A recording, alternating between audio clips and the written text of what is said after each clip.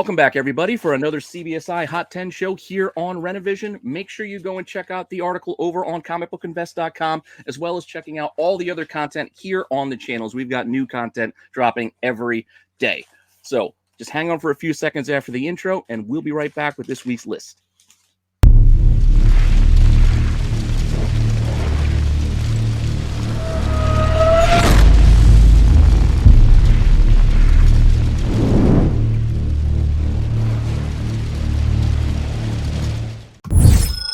Notable sales.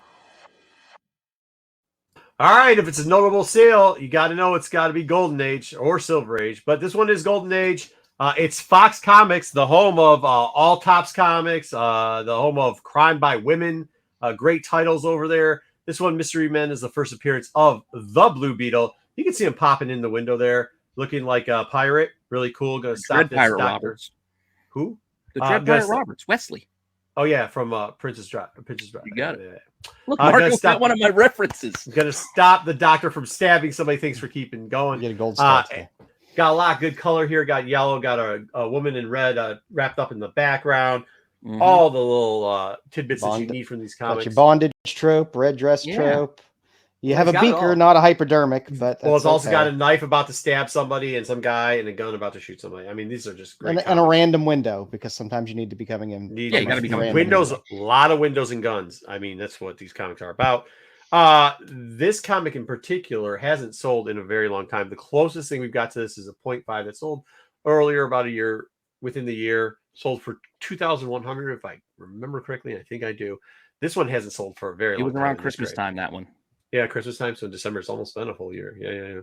So, but this 5.5, something that close, even to that grade, hasn't sold in a very, very long time, over a decade or so. So 24, it's just interesting. Like, it's interesting. Is this because of gun? Probably not. But I bet you there's some people who've been like, yeah, first Blue Beetle. I'll put that on the list to watch it, see if it comes up in a grade that I want. Honestly, this is a pretty nice cover for this air. So, you got a little bit of Lou there, and looks great. Yeah, 24 grand ain't nothing to sneeze at. It isn't, but like for 5.5, I mean, it looks like it's got a tear on the front cover, but still. There was a purple label, like a 660 that sold around that same Christmas timing. Yeah. And it was like 6,600, I want to say. But again, that's probably stored. It had like a lot of touch up and stored.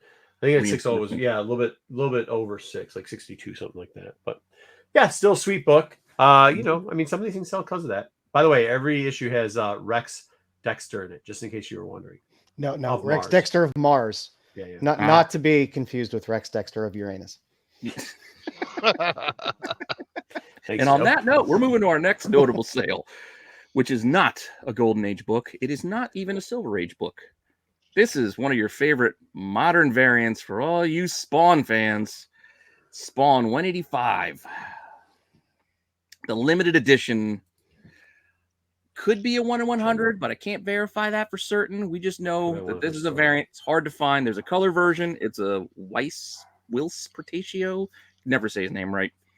This thing sold for over 17 grand this week at auction with 64 bids. So you Spawn fans are crazy. There was a Firehead variant of this too, wasn't there? There's a couple variants. Yeah, wasn't there? It was the death of Al Simmons. So there's multiple like headless covers, and then you had these. It's a lot. I will never, ever figure out Spawn fans. I don't get it. I don't understand it. I probably never will. It's okay. Enough of them understand it. Enough of them get it, because 64 bids to get it up to 17 grand. Yeah. And Portasio just had a very nice Daredevil cover that just came out on Daredevil 1. That is true. The one with Bullseye, right? Yep. That's there's a lot of smoke coming out of that Spawn. Is that smoke or is that fire? It's Hellfire, probably. Oh, we'll never know. It's in black. Coming out of very interesting. There's the color version, though. There is the color version. There's a color place. Yeah. The color version, yeah. But, so there are notable sales for this week, and now we'll just get right into the list. Number 10. Our first book here. J. Scott Campbell's classic Mary Jane, ASM 601. Mark, this one. So the 601, they're doing a foil version of this book. You know how that goes. We've talked about it before. Anytime they do a reprint, a foil version, anything, the regular version gets back on people's mind and starts to pick pace up again. That seems what's happening with the 601. It's a great book. I mean, whenever you get I think the last time we had a little bit of a bump in this book, or at least some of it moving, was when he was discussing the autonomy of how you could have your leg up and sit on it at the same time, which I think is one of the most ridiculous arguments, but it was okay because, if you want to sell the book, that was a good time for it. This probably was again, any news that moves is good stuff. So, and arguably like one of Scott's like more recent, still memorable picks that people love. So there you go.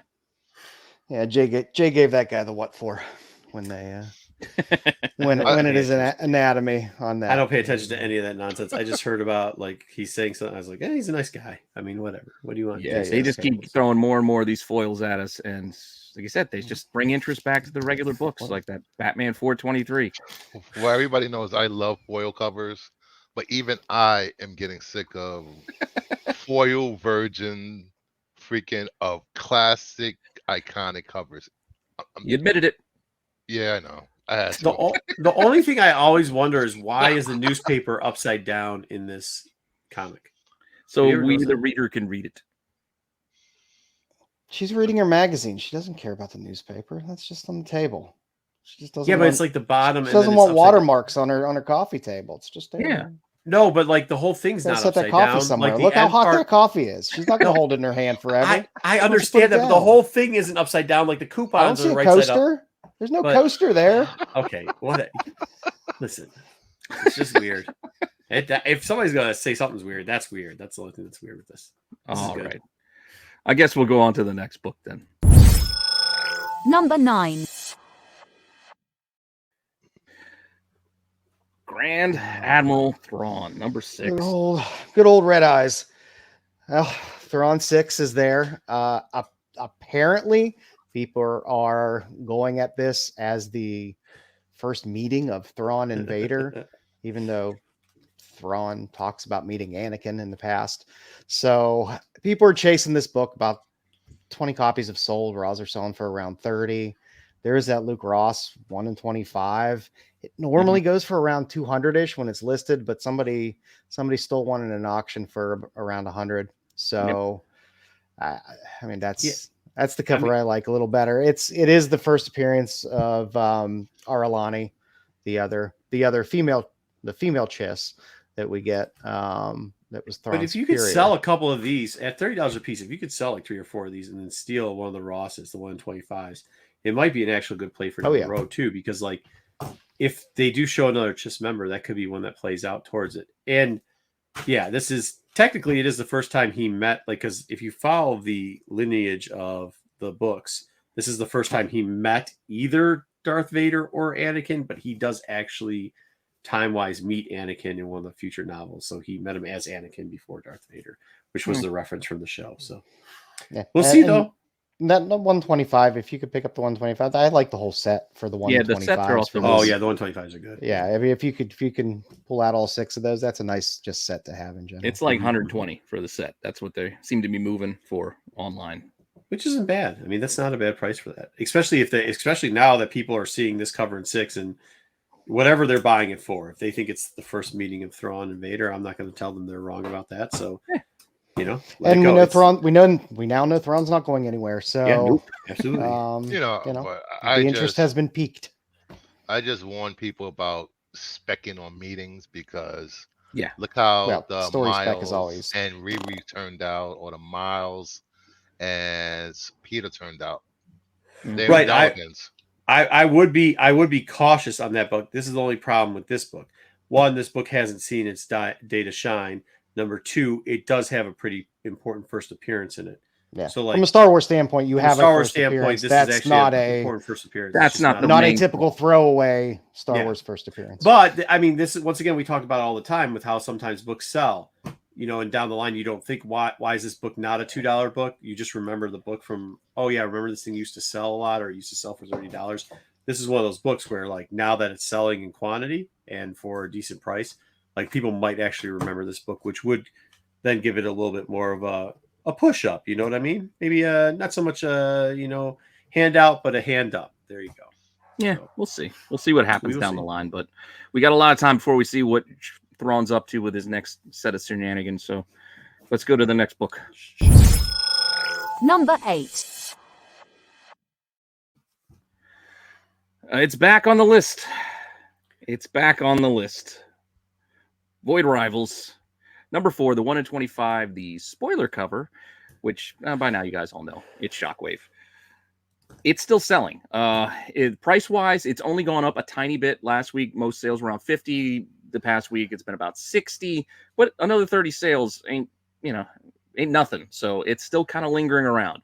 I think that's partly to do with Transformers 1 coming out this week. So there's a lot of hype. There's a lot of excitement. And if you were at your shop this week, you saw all the people buying up their Transformers. So this one, I don't know if it'll stay or if it's kind of leveled off. I feel like it might have peaked, but we'll see.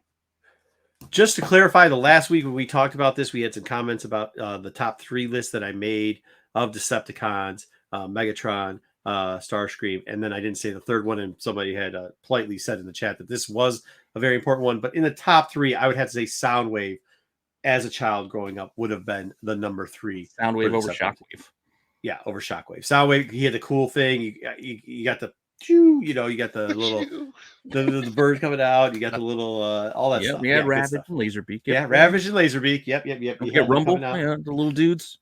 I thought that was a little bit cooler and a little bit more impressive. But yeah, I mean, to see that this character is doing very well, and honestly, to see Transformers doing so good is nice. It's nice.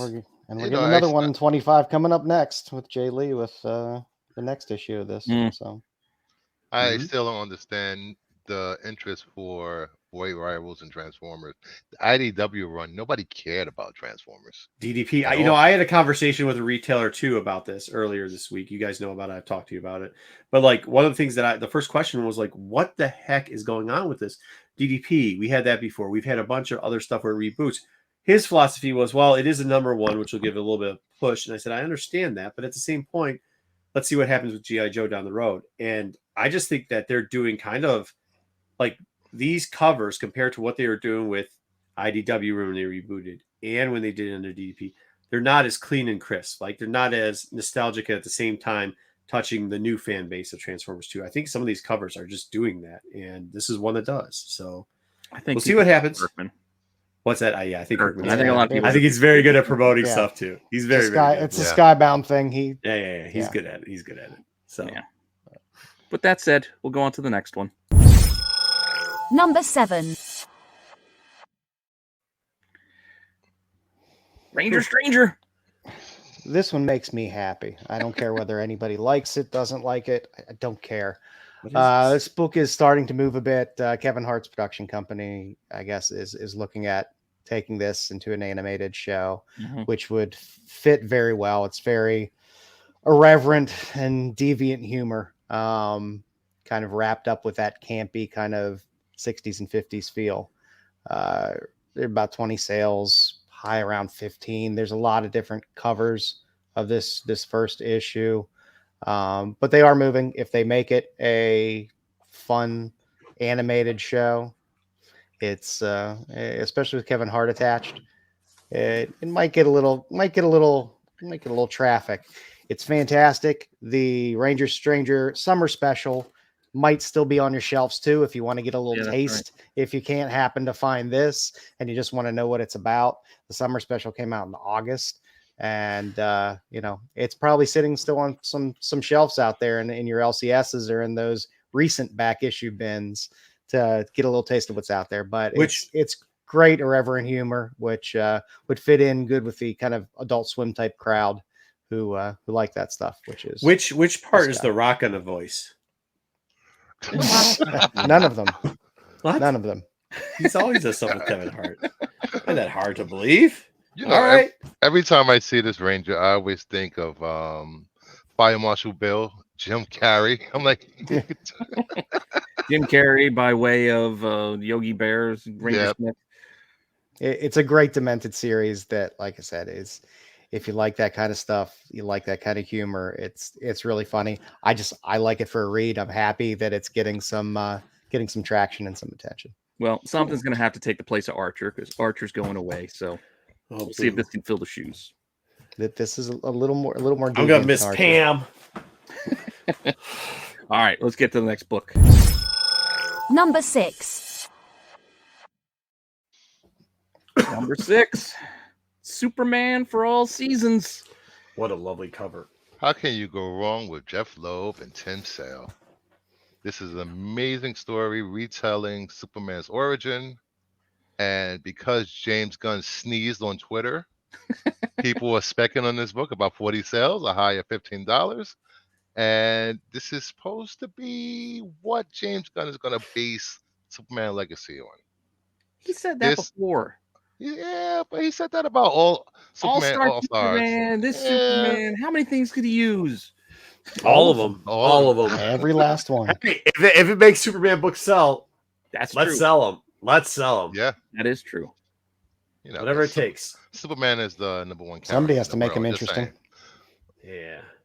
Wow, they retold his origin story again. That's like I said, it's Loeb and Sale though, so you're getting a little quality read at the very least. That is a quality team. Yep. Rest in peace, Tim Sale. So if you don't care about spec, it's still a great story. Pick it up, read it. It sheds a whole new light on the Kents and Luther.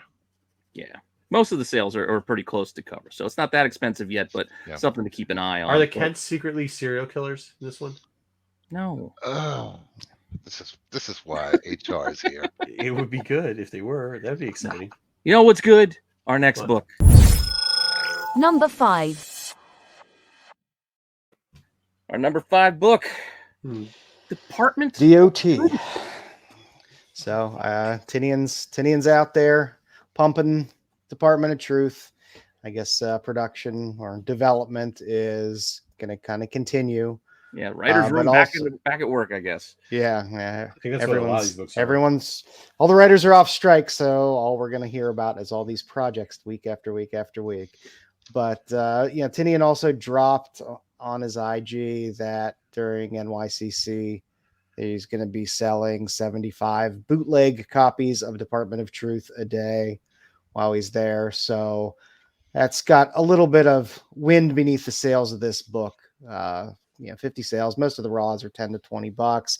Those 9/8s are $60 to $80. It's cheap. Of course, there's 8 million printings of Department of Truth. So many covers and so many printings. But it'll be interesting to take a look at how that bootleg sells in comparison to the 9/8 of the cover A issue 1. So we'll see. Yeah. I bet you it sells for more than those 9/8s. Omo is real. Yeah, more than likely. So. Remember that secret variant of number 1 that everybody was going gaga for? Oh no, yes, and then the misprinting of the last print at one point where they put one cover on the other one. Yeah, it was. Oh boy. I mix them all up all the time because most of them are just color variants of the same cover. Yep. Or they flip-flop the heads upside down. Yeah. Oh, that all said, let's get to our next one. Number 4. Number 4 book. It's Spawn again. Hey, I just saw that he's on the actual list with Spawn number 1. This is a book we could probably put on this list every week if we just went off volumes alone because this book just sells. Single-handedly holds up the comic market. It just sells nonstop. Raw is consistent, $30 across the board. Newsstands, you'll get more, obviously. 9/8's about 150. Again, just consistent. It's just the volume, isn't it? It's crazy that this book consistently does as much volume as it does week after week. The prices are what they are. They're not outrageously expensive, but I'm just like, who doesn't own this book already? It's been reprinted. Apparently 100 plus people. Well, now all the squeakers that are playing Warzone because Call of Duty. We got Call of Duty skins, and we've got movie news that don't worry, we're still making that Spawn movie. They should get a copy from their father. So went up to 30 copies, up to 100 plus copies. I mean, this book is just the gift that just keeps on doing something. It's an amazing property. I don't get it, but it's you gotta hand it to him. The fans just won't let it go. They're in force. I mean, at $30, they can buy a lot of these. What's the story about? Nobody knows. There's a clown that if you're his skin, you're fat, and everybody can see you on. Yeah, you Warzone, can't hide so around don't be corners that- or nothing. Yeah, don't be that skin on Warzone. It's not a good skin. So just so you know, Jeez. Yeah, well, that is But- true. I got a snipe 360 all day long, bro. All right, let's get into our top three. Number 3. All right, our number 3 book. Sorry, spoiler cover revealed. Yes. One of my favorite. like a week Yeah, ago? there's Bumblebee's head. He's holding it. Yeah, there's a little spoiler on the cover. I get it. You got a foil. You have Starscream. He's the snake of the Decepticons, always stabbing people in the back, trying to take over leadership. Who doesn't love that? 1 in 100 incentive. Royals are selling between 1 in 25 to 175, and I love this cover. I read the guts of this book, and the story was actually really good. So, I don't love the foil though. really, It's dull. I have it. It's just dull. It doesn't make it pop as I would have thought it would have. But hey, it's foil. it's That's foil. all that It's matters. fine. I love the art on it. I kind of feel Do the same you? way about the foil, but I do Yeah, like the art. I do like the art. This is what I was more talking about Transformers and the Void Rivals. Was like, how's this thing? I mean, I know it's still Image, it's still Skybound, but like, good for it, man. Good for it.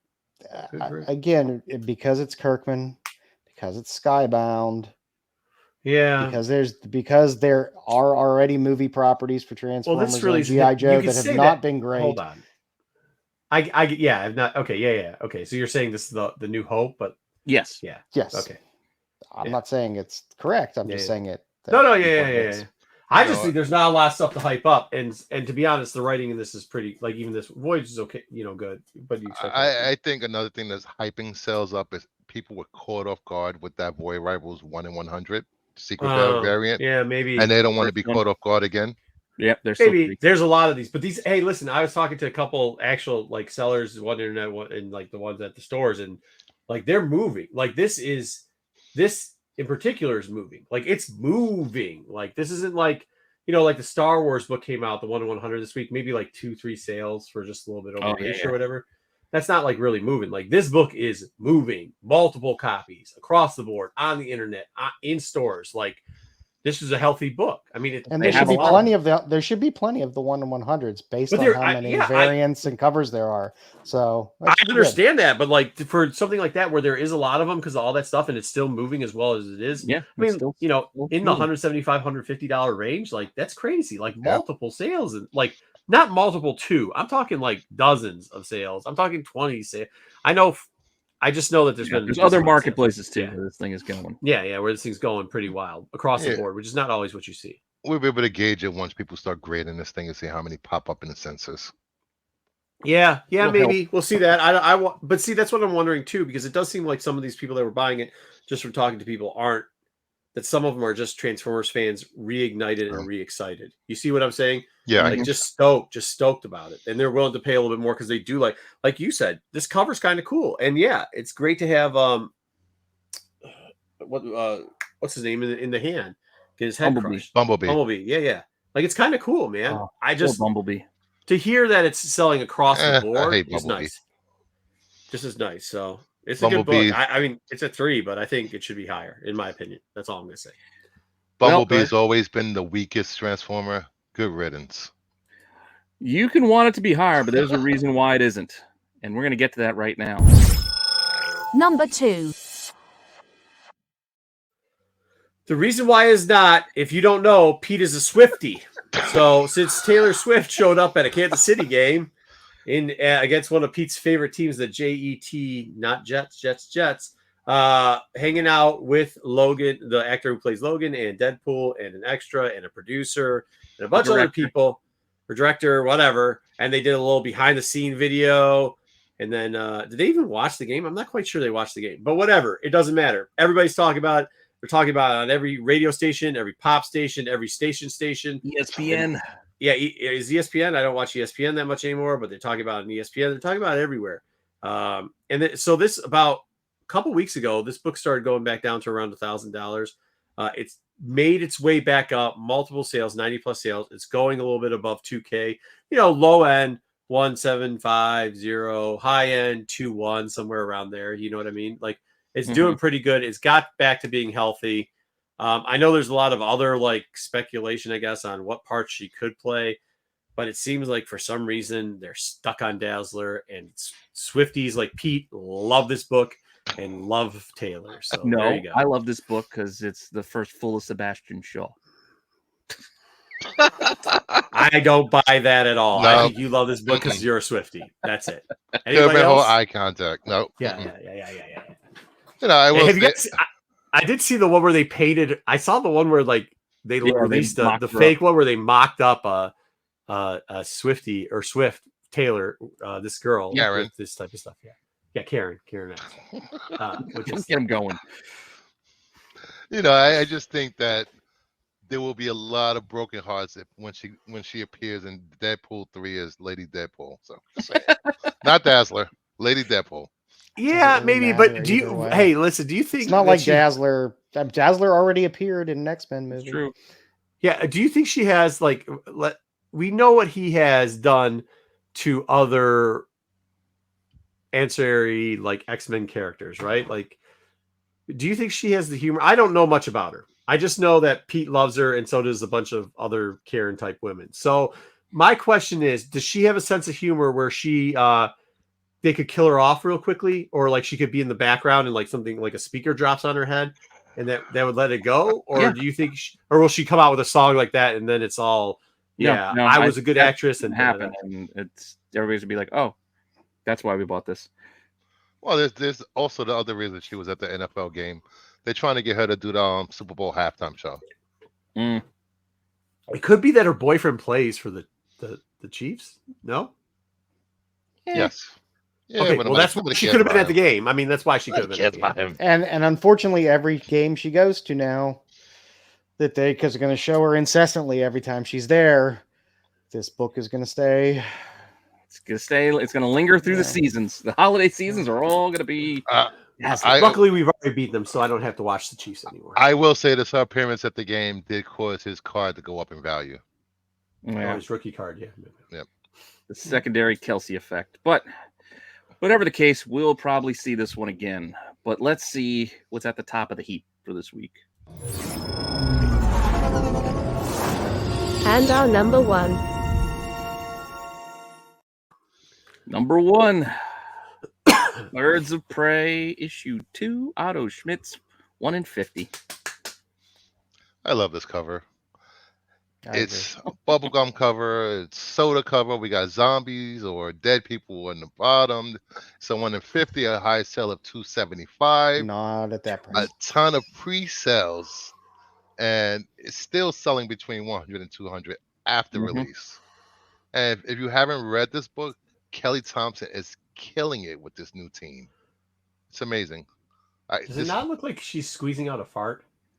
I don't know, but still, people are not buying this book because of the story inside. They're not opening this. Yeah, I know, but they're paying $275 not to open this. Yeah, they're not. Want to look at Stop lying. Stop getting trying to get people to read. There was the one crazy person that went out on the limb. I don't know. I read comics. I just want everybody else to read comics. I know. I hear you. Nobody's reading this. No, I mean, they might read a different version of it, but they're not buying this cover for that much because of the story inside.